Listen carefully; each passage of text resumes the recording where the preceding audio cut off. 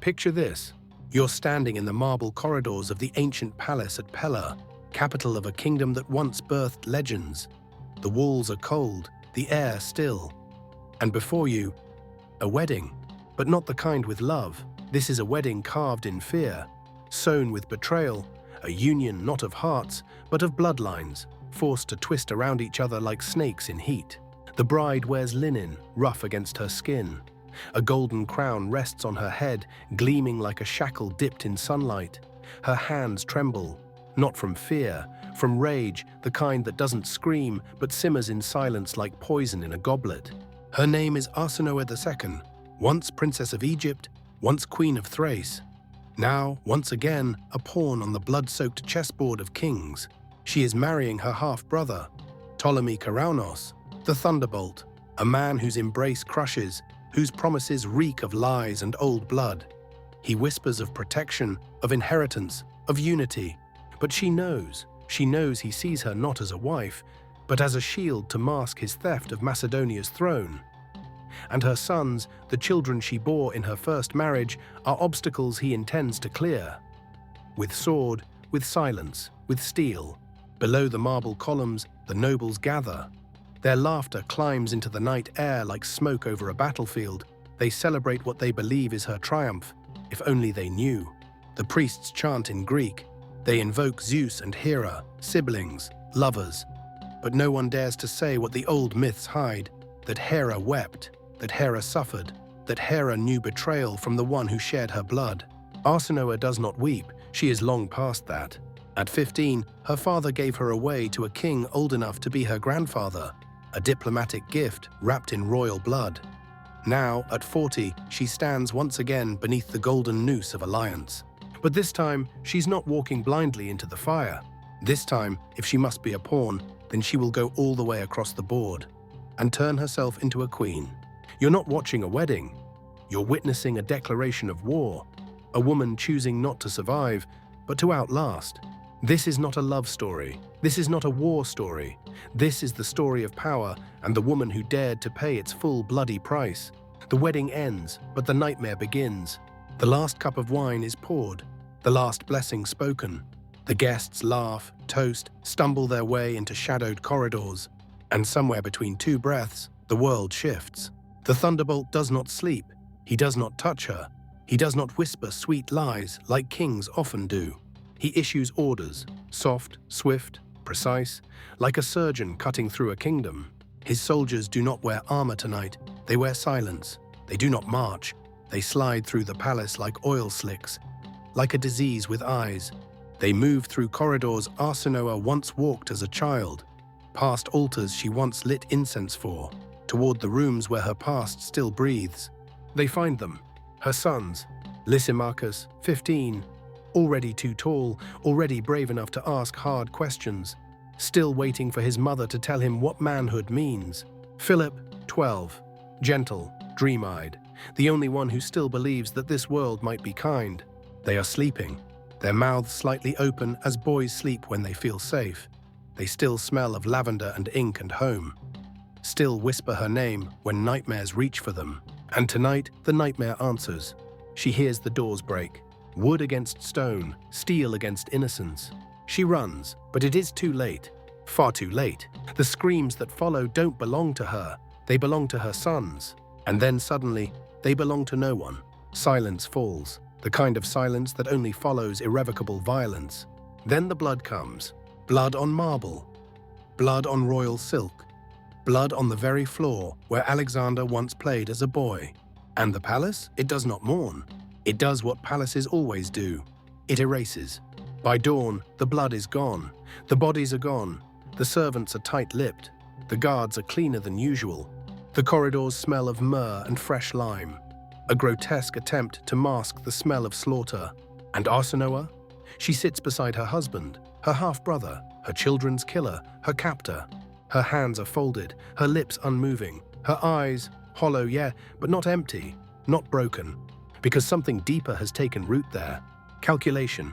She has been here before, used, discarded, reduced to asset, to symbol, to womb.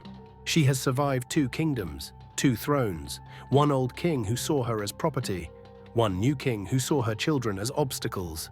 And still, she breathes. Because she understands now, if she dies here, quietly, obediently, her last son dies with her. If she runs without a plan, her name vanishes, another woman lost beneath the marble weight of men's ambitions. So she does what survivors do. She smiles. Not with warmth, not with deception, with defiance. She smiles like a woman who has tasted death and found it lacking. In the shadows, she begins to weave. Not thread, not poetry. She weaves escape. She calls no meetings, no midnight councils. She speaks only to those who were never meant to speak. The slaves, the handmaidens, the old women with silent feet. She watches, learns the timing of footsteps, the blinking of guards, the shadows that fall just long enough for one life to slip through. She becomes small. She becomes smaller than pain. She becomes a shadow. And when the night is ready, she vanishes. She sheds her crown like a snake sheds its skin, leaves behind her rings, her robes, her scent, leaves behind a decoy, a girl who looks enough like her to bleed for her. And she flees, not with chariots, not with soldiers, with silence, through servant corridors, through kitchen doors, through catacombs built for old kings and forgotten gods, into the night, into the wind, into myth. 3 days pass before the palace realizes she is gone. 3 days of silence, 3 days of pretending everything is still under control. But by then, she is already halfway to the Aegean, already beyond the reach of his knives. She is no longer Arsinoe the bride, no longer the queen of Thrace, no longer the widow of Macedonia. She is now Arsinoe the exile. And what is exile but a crucible for gods in disguise? Behind her, a palace soaked in betrayal, blood that will never wash from the memory of stone, children who will never grow up, never wear crowns, never call her name again. Ahead of her, uncertainty, a sea that may not welcome her, a world that may not recognize her. But she does not tremble, she does not falter, because now she has nothing left to lose, and that makes her the most dangerous creature alive. They thought they killed the queen that night, but they were wrong. They freed the goddess, and now the reckoning begins. She sails east, not as a queen, not yet. She is no longer escorted by guards, no longer carried in a litter draped in silk. No musicians play, no envoys follow. Only the wind follows her now, and even it dares not speak her name aloud. She hides her face beneath a tattered shawl. She moves through marketplaces like a shadow. She sleeps on ship decks beside crates of figs, dried fish, and amphorae of bitter wine. She trades jewels for silence, gold for a name unspoken, survival for dignity. Her name lives only in whispers now, half remembered, half feared. Some say she is dead, some say she went mad, others say she became a ghost. They are all wrong. Her destination is Samothrace, a jagged isle of storms and secrets, where kings never look and gods still listen. Here, beneath windswept cliffs and temples worn by time, she does not weep, she waits. Because this island is no sanctuary for the innocent. It is a forge, where the broken are remade in darkness. She does not pray to the gods. She remembers she used to walk beside them. She does not ask them for strength. She prepares to take their place. And then, across the wine-dark sea, word arrives, swift and cold as a dagger. Ptolemy Karanos, the thunderbolt, her half-brother, her betrayer, her son's executioner, has seized Macedonia's throne. He has crowned himself king, not with glory, but with her son's deaths. He wears her grief like armor. He parades her blood as proof of his rule. And the world, hungry for a victor, watches in awe.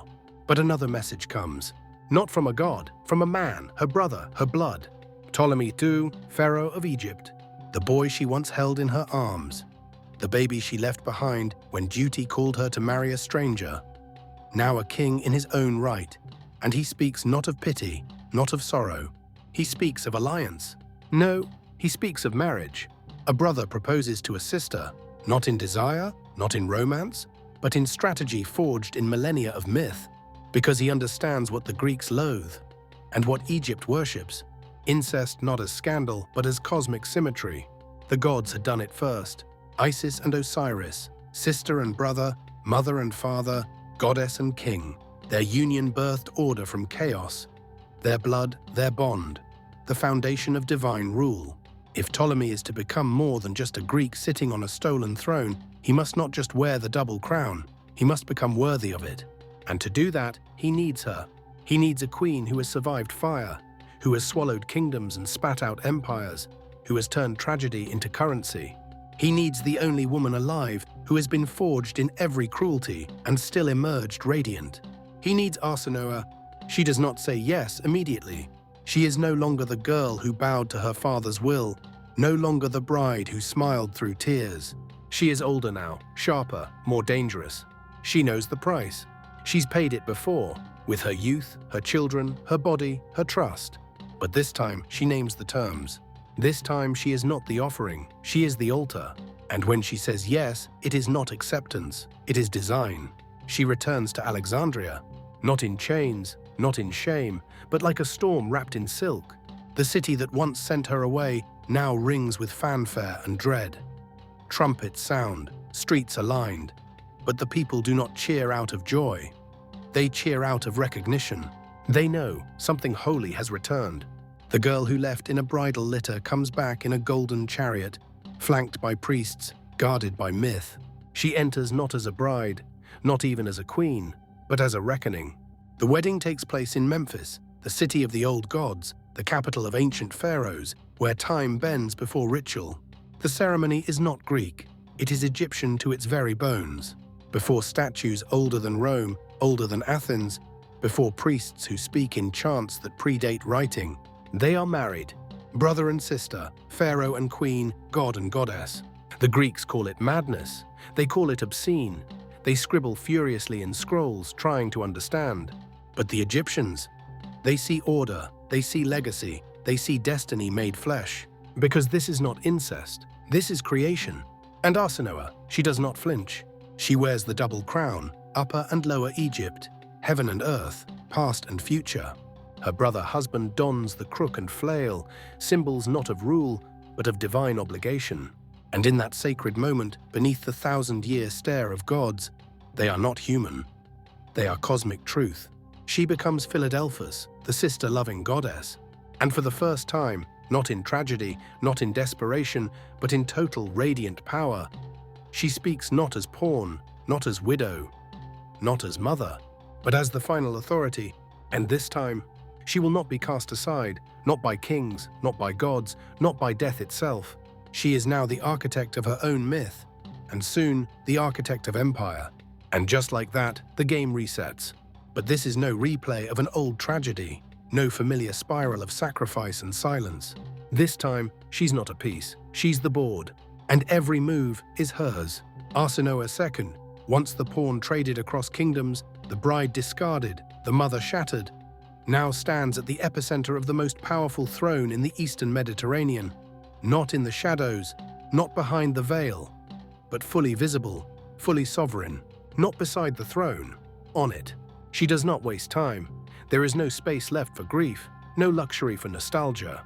Reflection is for poets. She is a queen, and queens act. She doesn't rebuild what was, she redesigns what must be. She does not revive the past, she redefines the future. At the side of her brother and now husband, Ptolemy II, she begins to remake Egypt into something no world has seen before. A kingdom forged not just from steel and silver, but from symbolism, from ritual, from story. Their marriage is more than union. It is allegory, it is architecture. Greek in blood, Egyptian in divinity, untouchable by design. Together they take on a new mantle, Theoi Philadelphoi, the sibling-loving gods. Their portraits are pressed into coins, but not as mortals. They gaze out as eternal beings, framed by halos, draped in the symbology of immortality. He becomes Osiris, ruler of the underworld. She becomes Isis, the mother of rebirth. They no longer reign, they consecrate. And across the Nile, from Memphis to Thebes to the ports of Alexandria, the people do not just obey, they believe. But while Ptolemy rules with charts and scribes, Arsinoe rules with vision. She sees what ink cannot measure. She hears what counselors dare not say aloud.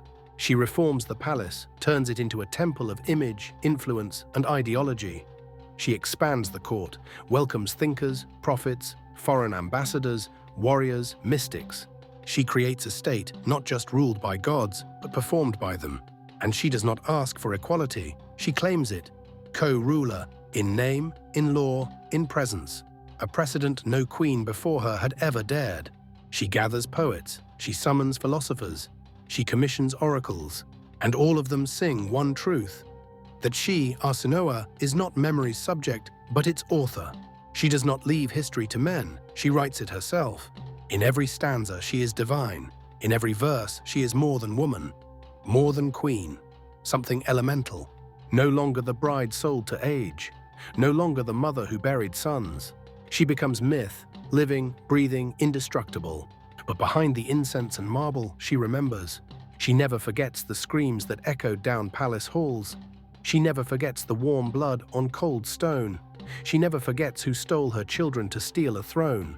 So when Macedonia burns, when Ptolemy Karanos, the thunderbolt, is struck down by invading Gauls, his corpse torn and unburied, when the throne he stole crumbles to nothing, she does not flinch. She stands in her gold-lined balcony, wrapped in linen the color of old ivory, gazing toward the west, toward the ashes of what was once his kingdom. And under her breath, soft as a curse and sharp as prophecy, she whispers, "Now you understand what it costs to steal from me." But vengeance was never her final act. That was only the overture.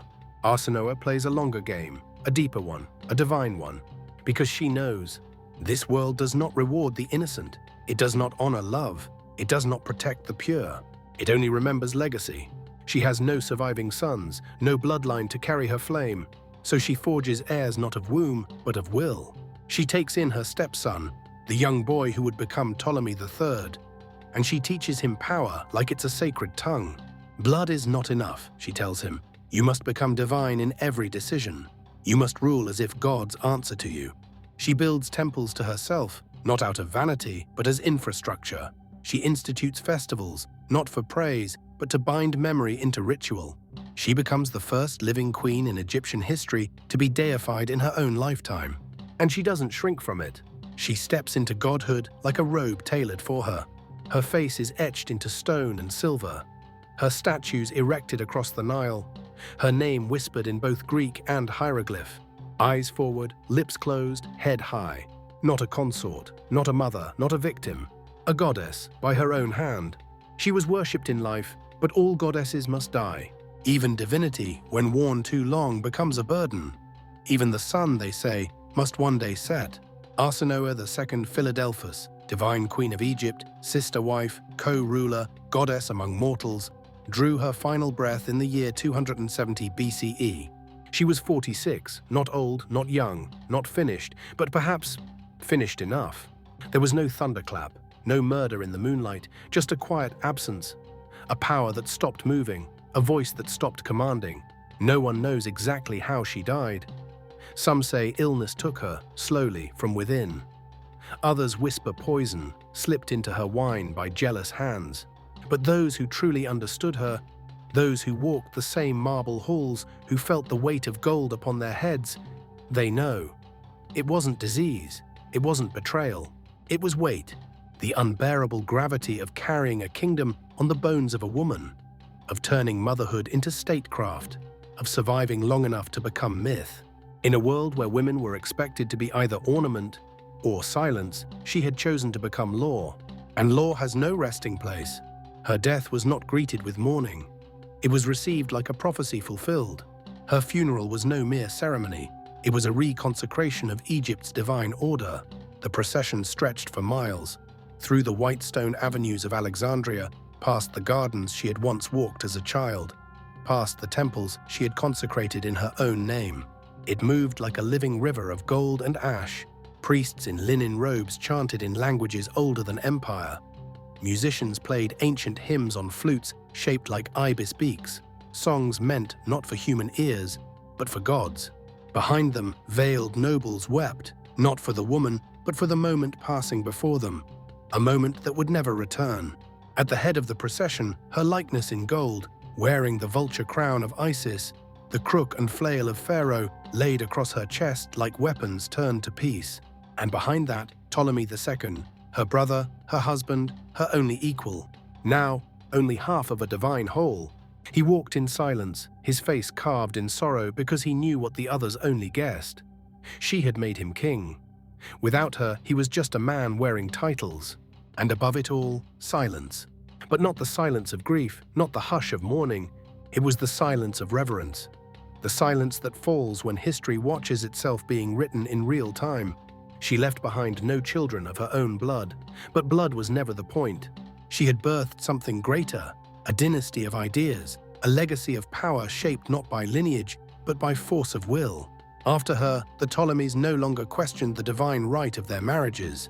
They no longer flinched at the echo of incest. Because she had gone first, she had walked into the fire and come out radiant. She turned what had once been scandal into sacred order. She made the unspeakable indispensable, not as love, not even as survival, but as doctrine. Temples bore her name. Festivals honored her spirit. Coins were minted with her face, not beside her brother's, but equal to his. And in the hearts of her people, she was no longer queen. She was the state itself, a living goddess entombed not in stone, but in policy, ritual, law. Long after her bones dissolved into dust, another queen would rise, Cleopatra, a woman of fire and wit, lover of emperors, challenger of Rome. But Cleopatra didn't invent herself. She followed a blueprint, a path carved by Arsinoe, with blood, with loss, with precision. Arsinoe had been sold like an asset at 15, used, discarded, sacrificed. She had been betrayed at 40, forced to watch her children butchered like threats. She had died at 46, with no sons, no husband, and no apologies. And yet, she had won, not with armies, not with heirs, not with temples, but with transformation. She had turned chains into crowns, blood into law, grief into glory, motherhood into myth. They had called her pawn, but she had reached the end of the board, and she became queen.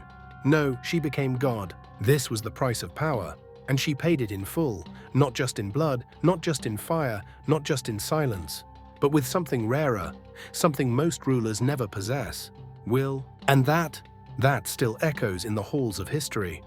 In every woman who dares to lead, in every kingdom that dares to sanctify its scars, in every myth that began with a woman who refused to disappear. Arsinoe did not die, she became eternal.